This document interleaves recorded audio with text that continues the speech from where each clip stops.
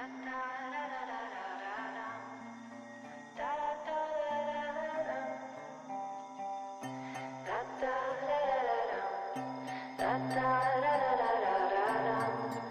always wanted to start my own shoe company. When I was studying fashion in London, I did all my final major projects around shoes.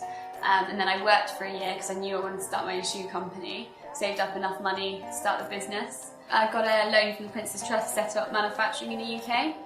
So Yull is one of the only independents manufacturing high heels in Britain. So I sell online at Wears London and also at yull.co.uk. I don't like shoes that sort of change with the fashion. I think that it's really good to have a staple pair of shoes. So that's like the ethos behind the brand, is like style over fashion. So you can buy a pair of Yull shoes and you'll be able to wear them from season to season. It's something that will last forever. I guess dressing myself at home was obviously like the first step. But I mean, I went to study fashion in 2008, so I guess that was like the biggest first step. But then obviously like working in shops as well from about age 15 onwards. I just think that's the worst thing, not to have a home, and I think that people need lots of help for that. I couldn't imagine not having a home or not having a place to call home, which would just be awful. So I think it's a really great charity to support. I've always loved London. The brand is very true to its roots, it's very British, so obviously London's the place that has to be. Well, they're all quite classic things that you can keep wearing from season to season. I'd say the shoes are quite 1980s inspired, people say. This is a beauty shoe. It's got a block heel, and then each of my shoes also has got a Union flag on the bottom. This is like the Yull signature to have like a different colour toe cap, so you can sort of like mix in different colours with the style of the shoe. So like this is a winter one, and this has got a rubber sole, which I think is really good for the winter, especially in the UK. Everyone prefers it to be made of leather, but I think rubber, with all the rain we get, is what we really need. And it's made with 100% leather, and it's got extra padding inside as well.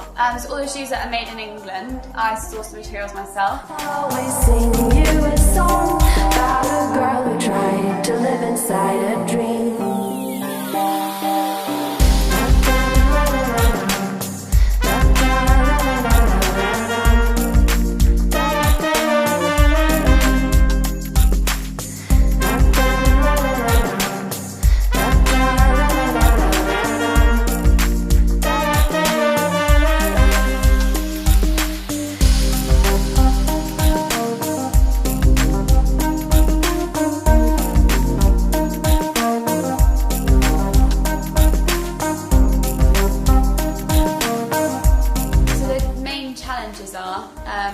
Obviously, like, we're quite recessed at the moment, so sales is always quite a challenge.